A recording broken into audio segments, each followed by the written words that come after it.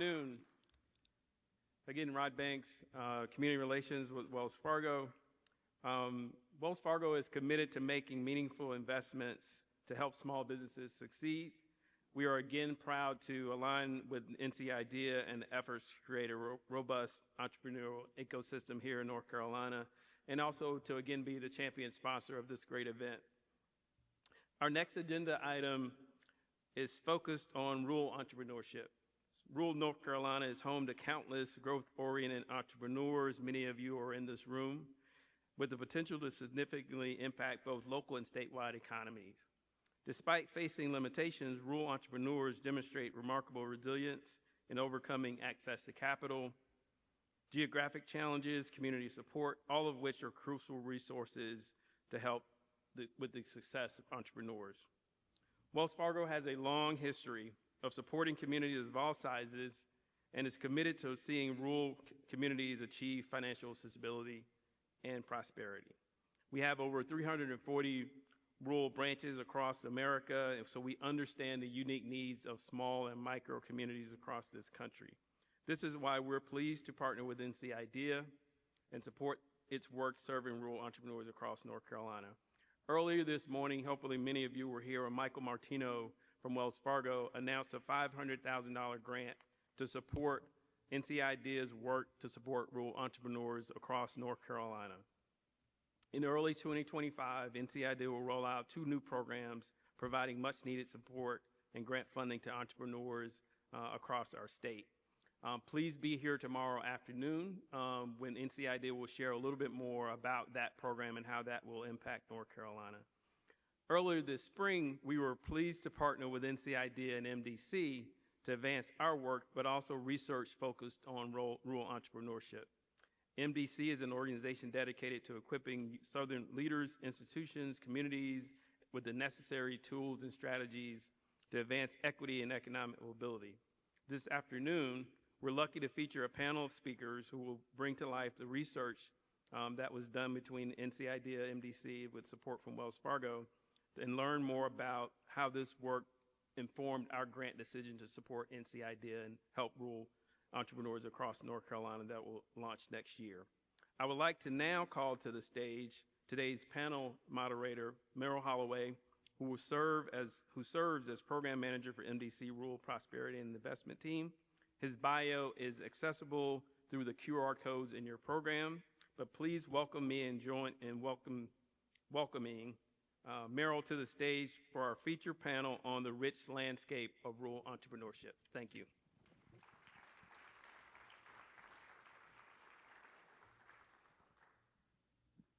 Good afternoon. How are you all doing today? All right. We're going to get going in a second here. This is Merrill Holloway, Program Manager with MDC. Just to give you a little bit of context, a little bit about MDC. And I'll probably sit down, probably make more sense. I'll sit down. How about that? MDC started in 1967 with origins in workforce development. It was called the Manpower Development Company. And now MDC stands for Meaning, Dignity, and Community. And we talk about thriving economically and socially across 13 states in the rural South, but we are headquartered in Durham, North Carolina. And when we talk about thriving, we talk about real choices that people would have to support thriving and have choices for their lives, and not just a theoretical idea of what thriving looks like. I'd love to pull up the slide really quickly to talk about the report. If you all have your QR code skills on your phone, if you want to take a look at this report that we got a chance to work on with NC IDEA, it really details a little bit of the work, and I'll share at a very high level before we start talking to some of these wonderful ecosystem builders and entrepreneurs. But the process for this report in concert with NC IDEA really included 60 to 70 minds that really ended up putting a lot of information in this report. And we settled at a few things that really came up in these conversations that we had over the spring. Financial capital was something that our ecosystem providers and ecosystem builders and entrepreneurs across North Carolina talked about. Financial capital, access to that. Social capital, I believe I got a chance, I heard a little bit when I got here today about Molly Hemstreet talked a little bit about how successful things could be more successful if you're working better together, and if you can find opportunities for people to work together without funding, you seem to continue to have sustainable ideas. The other thing that kind of came up in the report is this idea about intellectual capital. Where are the resources? What are the tools that I can use, and how can I get the information to other folks? The last thing is built capital, and that could be supply chain. It could be broadband infrastructure. So as these folks talked a little bit about what some of those concerns were and what it might look like, we had a few recommendations from the report that you'll be able to see. Connection to more access to capital, financial capital. Obviously, that comes up with entrepreneurs, and you heard our folks that talked a little bit about this is hard. It's hard if you don't have the capital to kind of do that work or kind of understand how to navigate the capital. Another one of the recommendations when we were talking to folks landed in advocating in spaces for continued conversations of how to weave this network of ecosystem builders together. So with all that said, we got some really wonderful conversation that I'm going to moderate, talking a little bit about how this applies to your work. And if we pull back the slide so we can see how our folks are. Each person is going to talk a little bit about the context of your work, what maybe pieces of, what led you to it. Some of your boundaries, folks will probably want to know a little bit about the boundaries of the work, and then how you do the work. And then we'll talk a little bit more. So we'll start with April. All right. I am April Kelly. I like to say I'm the CEO and startup supermom of Sure, now known as Tavi. We're going through a rebranding, but we are a plant-based infant formula startup company, and we are trailblazing in the fact that we are introducing allergens early and often to de-risk the chances of allergy development later in life. We have been lucky to find a space where we can become the category queen. There is nothing like it on the market, so we're excited about that. So a little bit about my backstory. I'm from Greenville, North Carolina. Any Greenvillians? No? We got to do better next time. Pitt County's in here, right?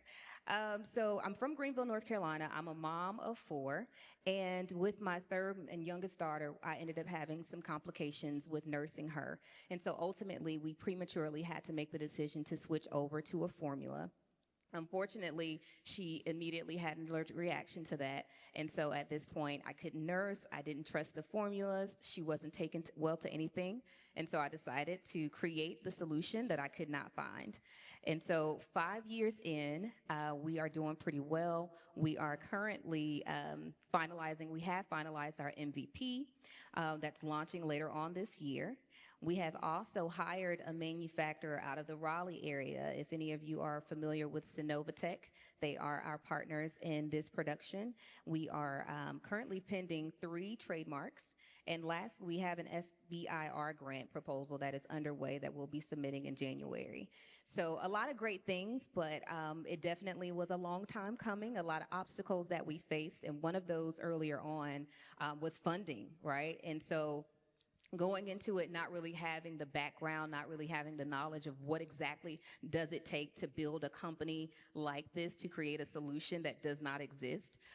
We were able to connect early on with some of the small business resources in our area. And luckily, we somehow came across NC Idea, and they were our first investors. And so that allowed us, it was actually a very catalytic advancement that happened, where that investment allowed us to hire our first food scientist. It allowed us to do some very high-level research and also go really deep into our product development.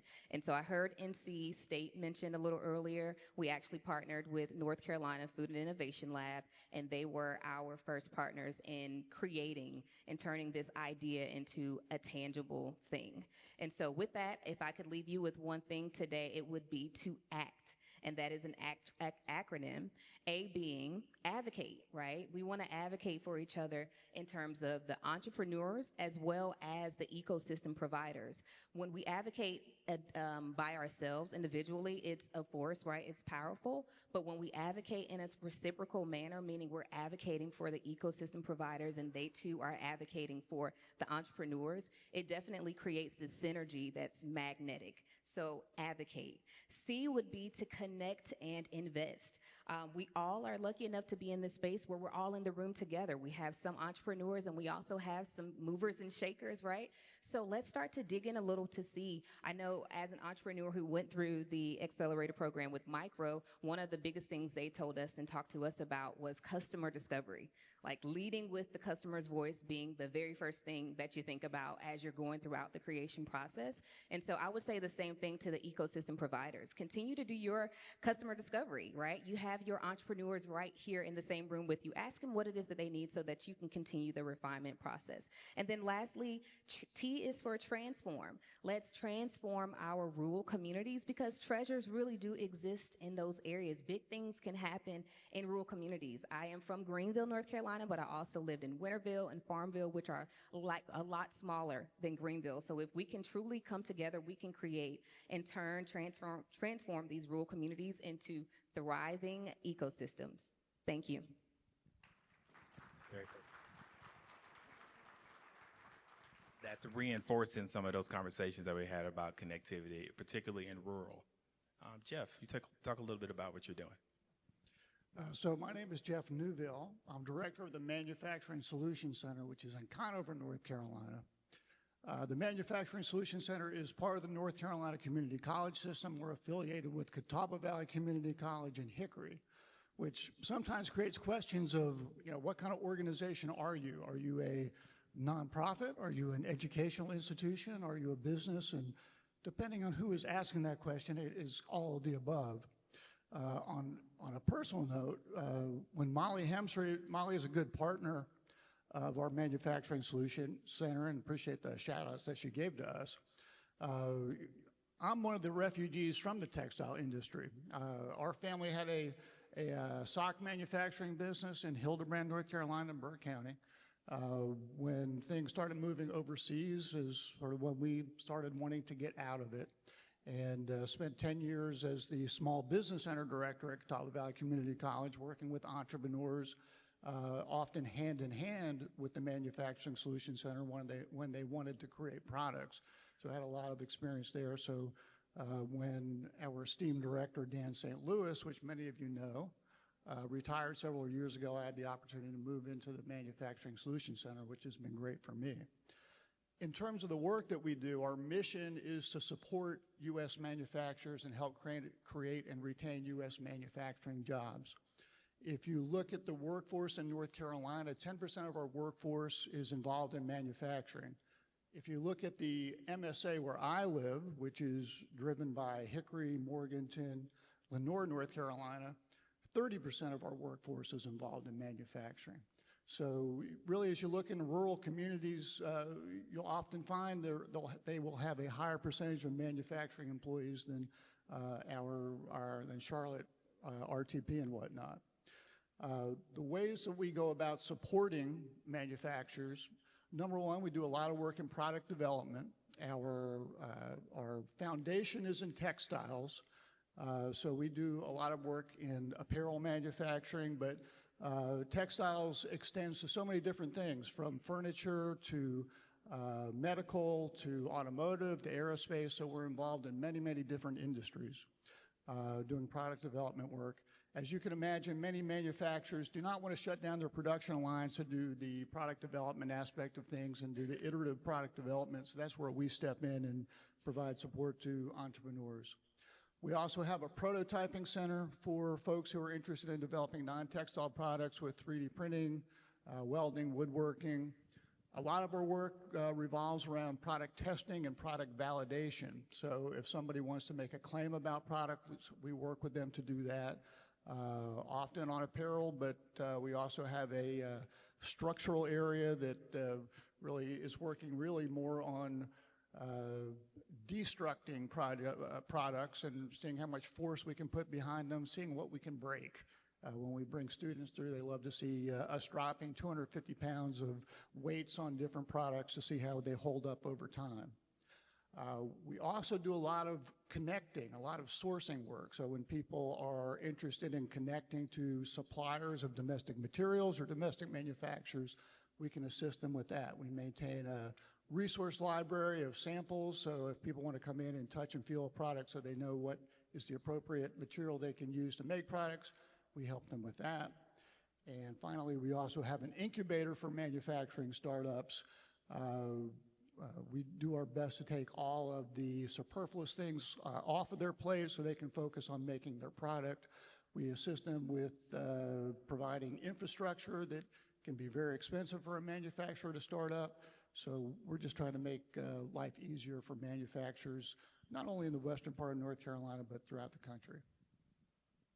Thanks, Jeff. There's a lot of diversity in the folks that, come to you. And then, like you said, like depending on who you are and what you want, you guys have different conversations. So it sounds like really interesting work. Tom, talk a little bit about what's going on at Riot. So yeah, thank you, Merrill, and thank you, NCIDEA, for having us.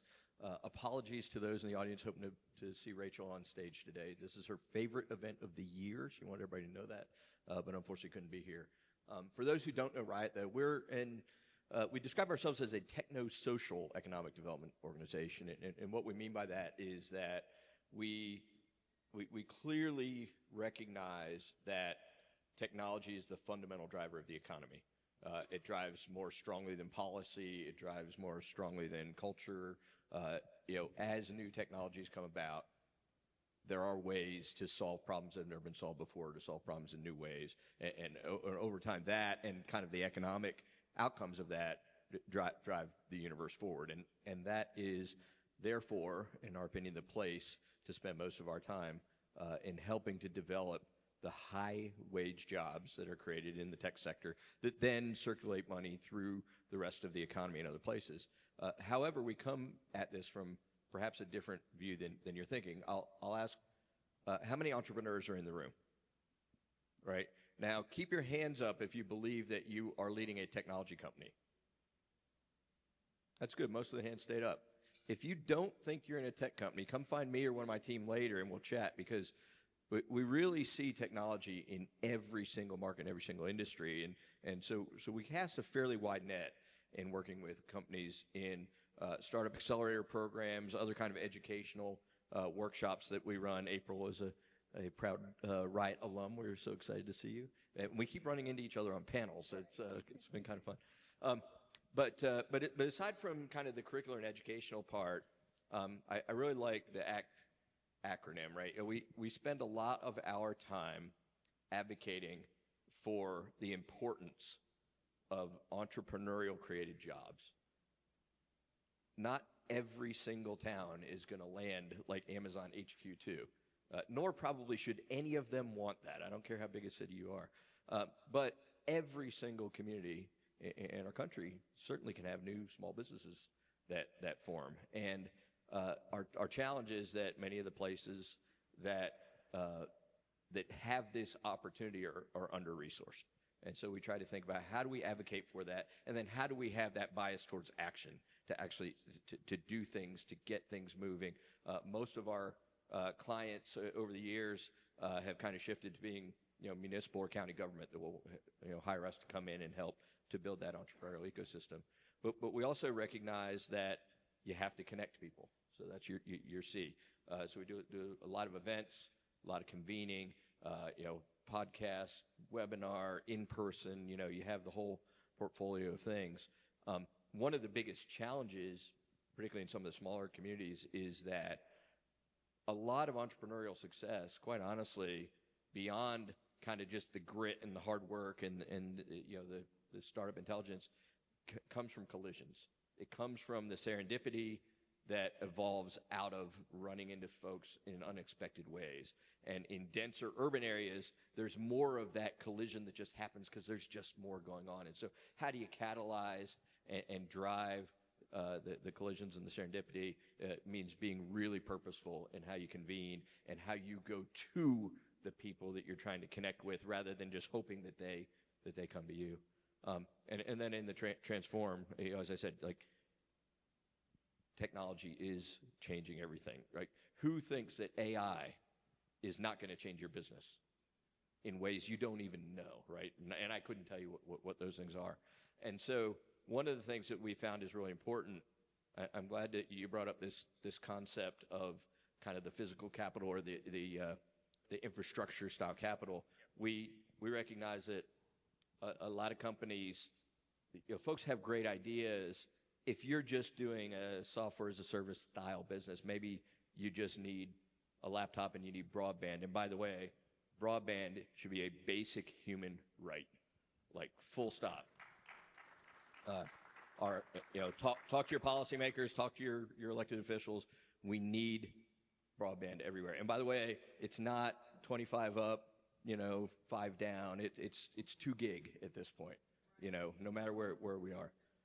But that aside, a lot of companies need specialized infrastructure, whether that's laboratories and equipment. We're working out in Wilson, North Carolina right now to build out a smart agriculture test bed. There are many research facilities for smart ag across the state.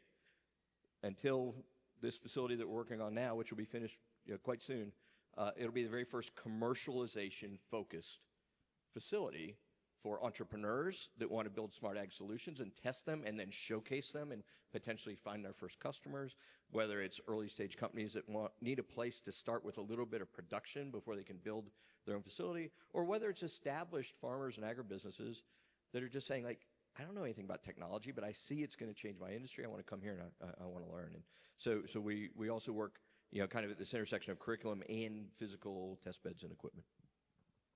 Thank you, Tom.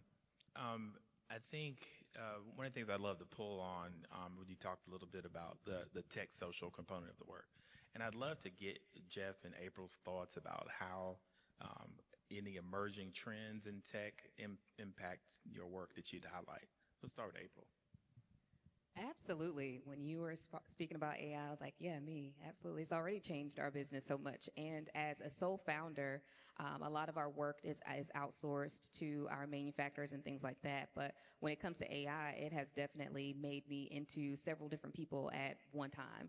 And so I am grateful for it. I know some people are a little bit disgruntled about, it actually coming in and being beneficial, and maybe it's hard to see that or imagine that for themselves. But for us, it's been an absolute plus, and I am embracing it. Jeff? Well, in textiles, there's this whole concept of smart textiles, of how to embed sensors or conductive yarns into textiles. So it's a concept that's not particularly new in textiles, but obviously becoming much more important in textiles. So if I could give an example of how we have worked with some of our clients. Young man, Jordan Schindler, some of you might know, he's got some recognition as an entrepreneur within the state.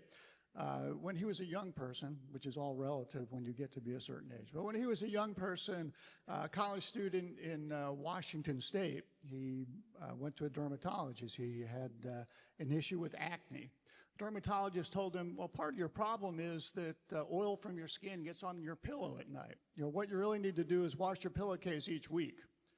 Some things have not changed since when I was in college, and the likelihood of a young man washing his pillowcase once a week, not very high at this point in time. Some of us might have done well to do it once a semester, but maybe things have changed. I don't know. But anyway, it struck an idea in Jordan's head of say, what would happen if I could infuse fabric with, use that to solve the problem? What if I could solve the acne problem by putting that in my pillowcase? So he started working on that problem. Couldn't really figure out how to infuse his fabric with pain reliever, and he came to the Manufacturing Solution Center. This was pre-COVID. Set up shop in our incubator, worked with our testing lab, worked with our product development people to come up with that solution. He's actually got facilities at UNC Charlotte as well, where he worked with their lab also. But ultimately was able to come up with products where he's actually infusing yarn with pain reliever, creating products like a elbow sleeve or knee sleeve, where he's putting pain reliever, over-the-counter pain reliever. He's moved from our incubator into operating space that we have, where he's got an FDA-regulated clean room, and is continuing to work with other types of medicine that he can infuse into fabric. So he's been successful under the new fabrics names, gotten products into Walmart, into Walgreens. So, for certain entrepreneurs, from our perspective, having testing and product development under one roof is really able to accelerate their ability to commercialize products and do some pretty interesting things with technology. Thanks, Jeff. That's pretty cool. That sets me up for the next thing I'd love to talk a little bit about, is those success stories. Are there individual stories or collaborations or something that you learned from something that went really well or something that didn't go so well, that you would want to share with everyone? Tom, we'll start with you. Well, aside from the success story sitting next to me here, so I'll talk a little bit about one of our first forays into working in smaller communities was working in Wilson, North Carolina.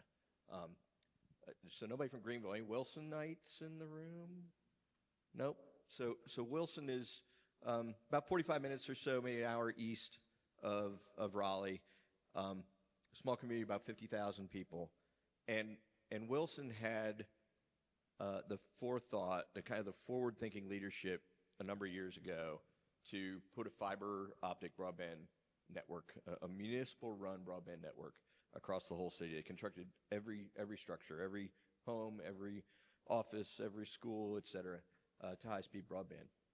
And one of the unexpected benefits that came almost immediately from that was that they deployed smart meters, ran analytics on those meters, because they also run their own gas utility, and they were able to apply the analytics to futures pricings on gas, and they saved so much money in energy spend in the city that they paid off the broadband infrastructure at a hugely accelerated rate, I think about 30% faster than the original infrastructure project was expected, which makes kind of the taxpayer investment argument like almost null, like right away it's delivering value. But we're seeing a city that was in population decline a couple decades ago now really booming. In fact, on Friday, the Milwaukee Brewers are going to have a big announcement of the name of the new minor league baseball team that's going to go into downtown.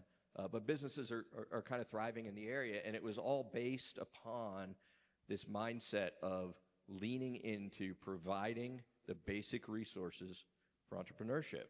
And whether it's broadband, whether it's AI, whether it's any of these kind of these technology enablers, what excites me the most about them is the accessibility that they create.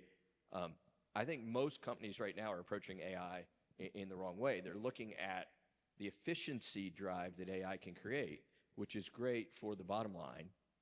And it creates the kind of fear sometimes that we have of like, AI is going to replace my job because my company now doesn't need me. Instead, companies should be thinking about the top line and saying, the early estimates are that AI augmented with a human is going to make that human about 9 times more productive than somebody who's working without AI. Computers, just as a point of reference, made people about 4 times more productive working with a computer than they were before they had a computer. So if we think about using this to augment ourselves to create more value, what's really cool and differentiating about AI itself is that someone who never went to school to become a computer programmer can use AI and do programming. People, can use these tools to do things and to participate in the technology sector, no matter what the background is. And so I think that's really our focus, is to think about how do we get into every community, whether that's a rural community, whether that's an inner city community, wherever it is, suburban community, and just help people to understand, like, the tools are there, the resources are there to help you. Just participate, like, take the leap and give these things a try. More about the intellectual capital and getting access. April, success or failure or a story that you'd share that lifts up your work. Absolutely. Mine is more of an indirect benefit that we've been able to capitalize on. And so when we came into this, I mentioned that the inspiration behind our business is my daughter and the whole debacle of her severe allergic reaction and all of those things. And so my immediate response at the time was to avoid allergies at all costs. So if you've ever had any kind of experience with allergies, that's likely what you chose to do, especially if it's your newborn child, right? And so going further into it, we thought that our unique value proposition would be that we are plant-based, that we have recognizable ingredients, that we actually made this product in our own kitchen and fed it to our baby for the first year of her life and got the pediatric green light approval for it. We thought that would be our unique value proposition, but what we found later on down the road is that so many technological advances were happening in the medical space that were allowing for immunologists and allergists to start to use published literature to back their claims of introducing allergens early to reducing the chance of the child developing allergies. And so when I came across that information, I was like, wait a minute, how is that being applied in our space? And now that we have this evidence-backed research about introducing the allergens as early as 4 months old, why would we not do that? Like, why would we not create that as a solution? Because currently over 5 million children in the U.S. alone are suffering from allergies, and it's becoming a growing epidemic that no one's really talking about. And so we kind of got into the space a little bit before our time, but we've kind of got there in a great time where we can be the category queen, like I mentioned earlier on. So that led us into creating the new value proposition of the allergy development piece, and that also allowed us to become much more competitive in our space because it just does not exist. In addition to that, we were able to partner with another small business out of Greenville, North Carolina, Scout Scientific. And how many moms in the room? Any parents? So you all know about the formula and having to dig into the powder formula to get the scoop out and how messy that could be at 2 o'clock in the morning when you're tired, you know? And so one of the things that we really wanted to tackle, in addition to all of the science and the solutions that we were coming up with and the innovation, was just the convenience, right? Something that was a little easier for moms and dads as they're trying to feed their babies amongst all the other things that they're doing, right? And so we decided that we would make a tablet. Infant formula tablet. We would put it into tablets. So it would take away the mess. It would take away the measuring and all of the guesswork. And you just pop a tablet into the milk, shake it up, and feed your baby. And so we were able to partner recently with a science lab in Greenville because before then we were going to like Thermo Fisher and some of the big guys, and no one could help us, especially at a rate that we could afford as a startup company. So it's one of my proudest moments that we were able to come along that advancement and actually create the tablet that we're going to get the trademark and all of those things on, which is exciting. But also to do that with a fellow entrepreneur that's also in a rural space. So that is our win. Absolutely. That's great. You mentioned value proposition. I'd love for you all to talk a little bit about, we'll start with you, Jeff. One of the things that we learned when in partnership with NC Idea Foundation and our work at MDC, we have a very specific line of our work that is connected to rural prosperity investment. And some of the things that we heard from folks is like the hesitancy of people to work, with each other, or issues with collaboration with other nonprofits or local government. There's a difference in Pasquotank rural versus Halifax and Nash that may be a little bit closer to an urban center.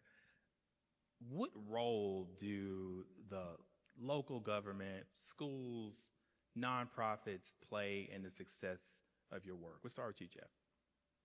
What's the value proposition that you're making for that partnership? I think a big value proposition is connectivity. And I think when people come to us, they're looking for answers. And if you ask the people that work for us, they'll tell you that we are problem solvers, and we take great pride in that. So I think that's part of the value proposition. Because we're part of the community college system, that probably facilitates a lot of those partnerships with other community colleges. We do a lot of work with North Carolina State's College of Textiles. We are part of the engine that Molly Hemstreet and Ann Wiper were talking about, and that was a very natural relationship because it wasn't a new relationship to any of us. We were all working together before that, but you know, when we're working with people, we sort of recognize there are certain strengths that we bring to the table, and there are others that we don't have, and understanding which partners we can connect people to is very important. I think that as an entrepreneur, we all have to think about that in terms of, you know, what's our competitive advantage? What do we do the best? And understanding where we need to look for help and connect other people to. So, Yeah. So knowing your strengths, super helpful in building those partnerships because it helps direct you. Absolutely. Tom, what about local government, nonprofits, the value position you make for partnership?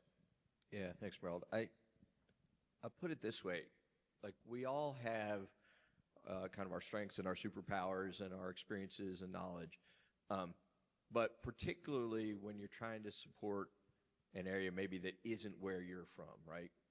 Like, who am I to go out into a rural black community and say, hey, y'all, you need to listen to what I'm saying, right?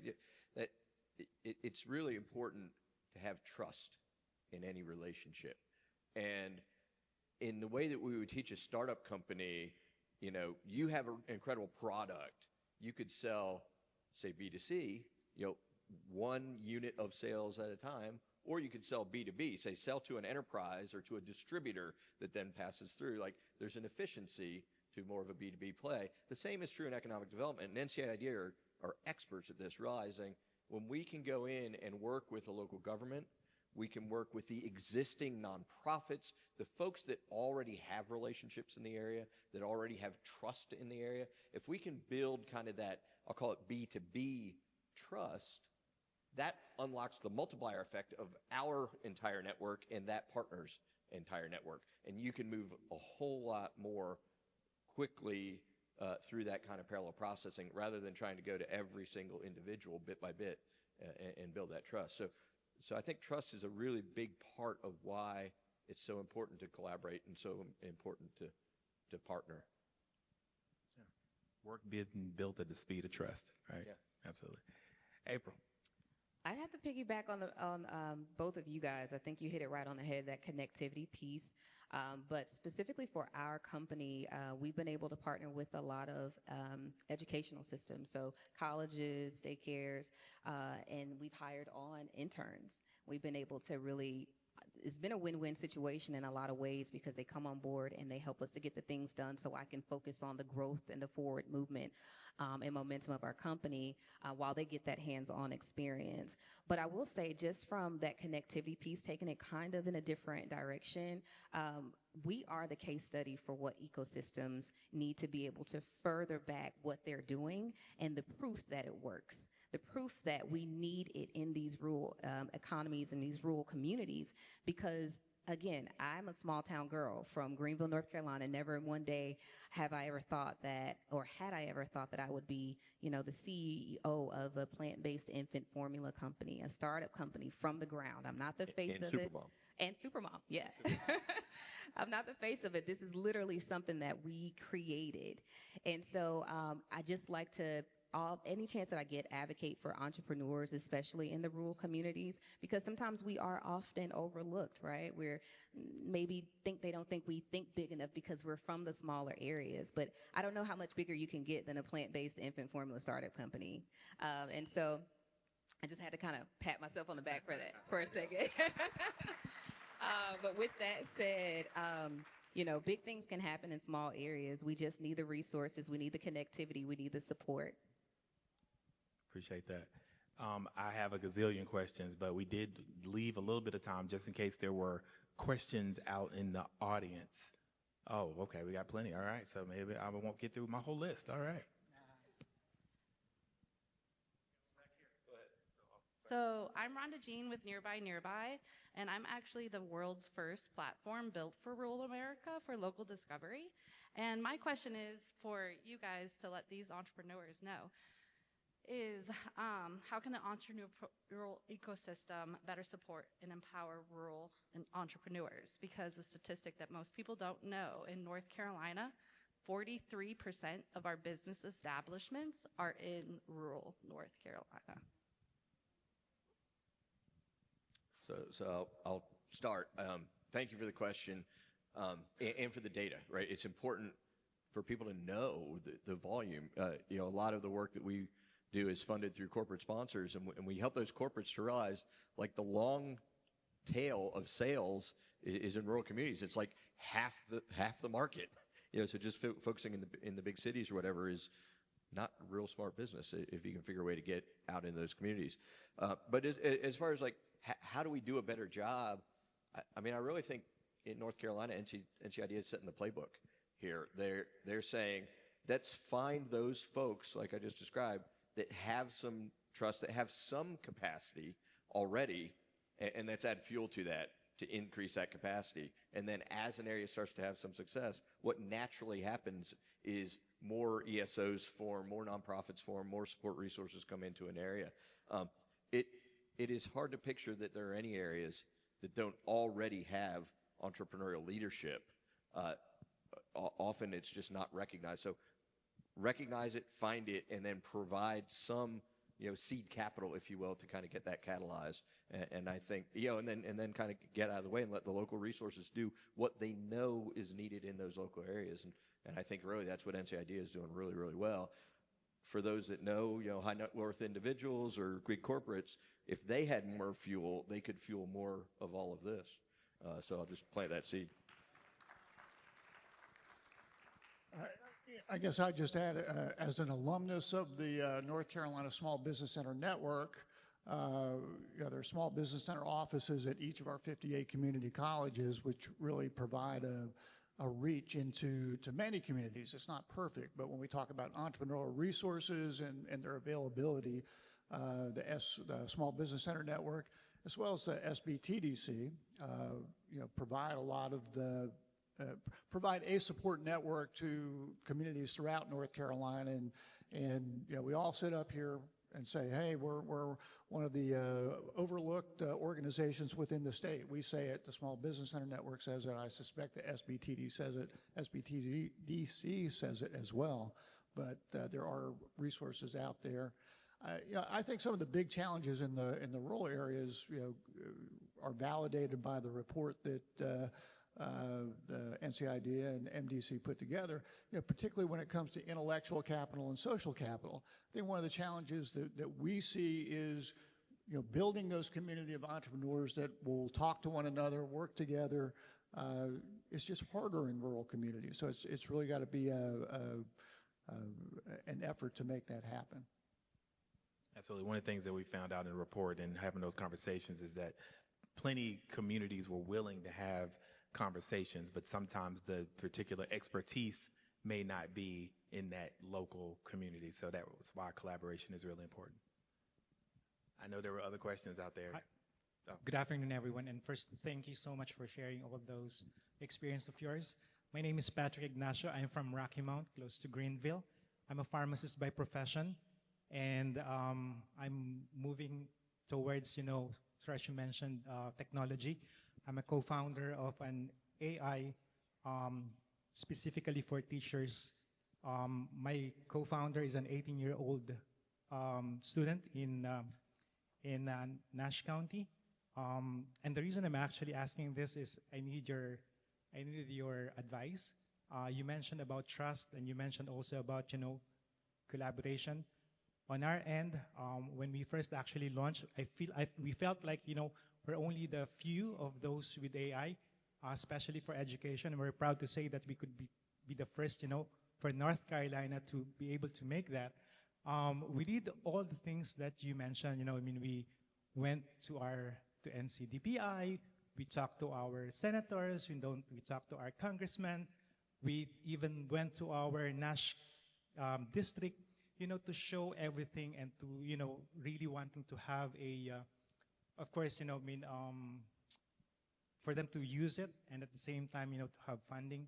But still, it's so difficult. We felt like, you're going towards a very, very narrow road to the point that my partner, who actually is a student, went back to the Philippines already. But, you know, I mean, he has these hopes and dreams that that product would be used by teachers because that would actually alleviate the sufferings of our teachers, specifically, you know, here in North Carolina. But I felt like, you know, I mean, that dream will no longer be possible. But what else do you think could you advise us for that product to be available in the market? Yeah, thanks for sharing your story and for, you know, taking the entrepreneurial leap. Nobody says it's easy. You obviously, you know, you've had some success, but you run into to some roadblocks as well. I'd be happy to probably to fully answer your question. Maybe as a longer conversation, we can take a sidebar. But I think one of the general things that everyone should recognize, like, there are tremendous resources in the room. You know, meet every single person you can. Meryl talked earlier about social capital and kind of relationship capital. In every aspect of your business, ideally you want to have a surplus. If you have more time than you need, you have time to deal with unexpected things. If you have more money than you need, you can deal with things, or you can invest in the future. The one area you absolutely want to have a deficit is in your relationships. So the action item for everybody here is to come over, meet this gentleman, and make an offer of help. Maybe that's to introduce him to someone, to share an experience, whatever it is. And likewise, as you're doing the networking this evening, figure out, like, how do you lead with some offer to where you then over time are building a deficit in your relationships? Because all of us at some point are going to need some help to overcome a barrier like you're facing right now. And that's the time where you're going to say, hey, room, I need some help. Can you help me? And folks will be welcoming of that. So just as a behavior for an entrepreneur, part of customer discovery is asking and listening. And even that listening is a demonstration of help. Like, I'm trying to hear what you're saying. And then maybe through doing that, you understand, like, oh, that thing I thought my product should have been, actually I need to change it a little bit because this is really what the market is telling me, or and so on and so forth. Again, happy to talk more specifically about your situation, but I hope that's helpful. Anything to add, guys? A wise person once just told me that startups are hard as shit, so I would just say that. That's what we're here. It's not easy, right? Hi, thank you all for being here. This has been really inspiring to learn about the vibrant things that are happening in our rural communities. My name is Lee Gray. I'm the Associate Director for Knox Street Studios. We're an entrepreneurial support organization in Durham. My question for you all is, I was really inspired to hear that there's help for entrepreneurs who are producing consumer goods in facilities. My question is there also support for logistics and in terms of getting those goods to distributors or to stores or to customers? Thank you. So we have some companies that we have worked with that specialize in distribution, pick and pack. So I don't know if you're speaking specifically logistics or really the sales and marketing end. So we're not the sales and marketing guys, but as far as logistics goes, that's not our specialty. But we've developed a network so that we can make referrals and connect people to provide those services.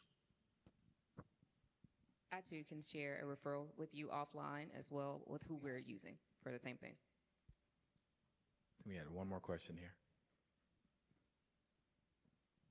Hi, April. I was wondering if you could, I'm also a woman entrepreneur in rural, and I'm wondering if you could speak to, so everybody recognizes how great you are, like, outside. So once you kind of got your recognition and got started and you went back to your little town, did they realize your value and what you could contribute, or did you run up to this mindset of, oh, that's real great, but, you know, that's more for out there? I wonder if you could just speak into that and maybe talk about how your powerful recognition, like what you think you could do with that to help spark more rural.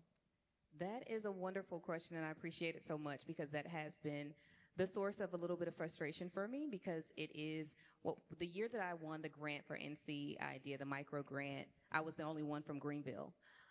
And no surrounding areas were present on that list either, or the year before, if I'm not mistaken, except for one guy who I was able to find, and we had a conversation, and we were actually talking on the phone when my email came through. So there is some frustration there because there is not enough attention that's placed on thinking bigger, thinking kind of outside the box.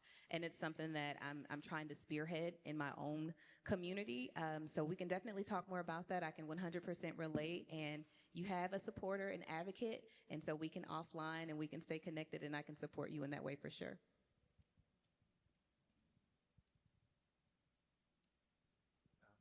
One more back there.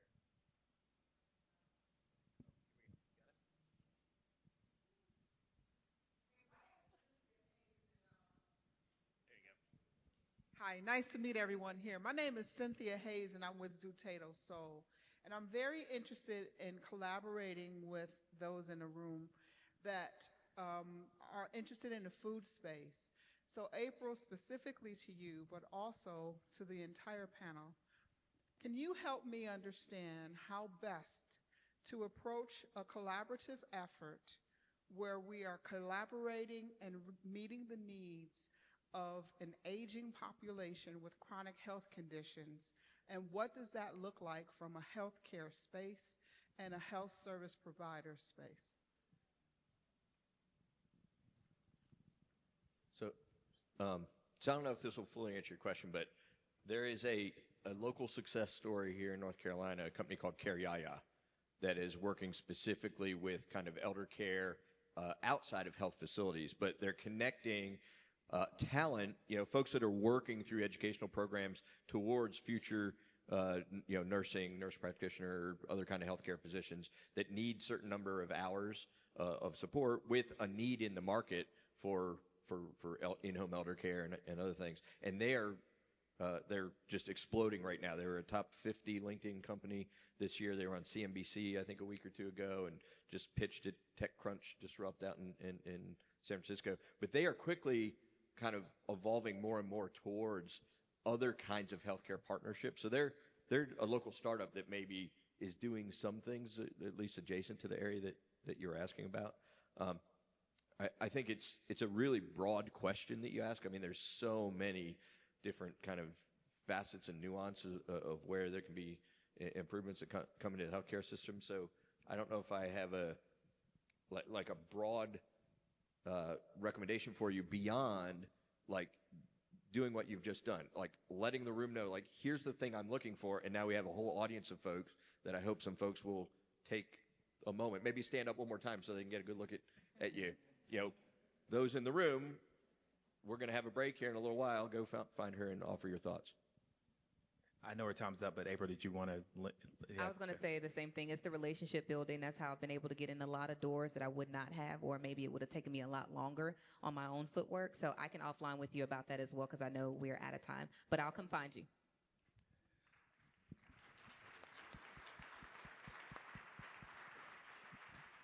Wanted to say really briefly, appreciate the opportunity for MDC to get connected to this work with NC IDEA, and thanks to Wells Fargo for starting that support, and encourage you all to continue connecting with looking at the report and connecting with this movement that will be a rural entrepreneurship initiative that we hope a lot of folks are a part of.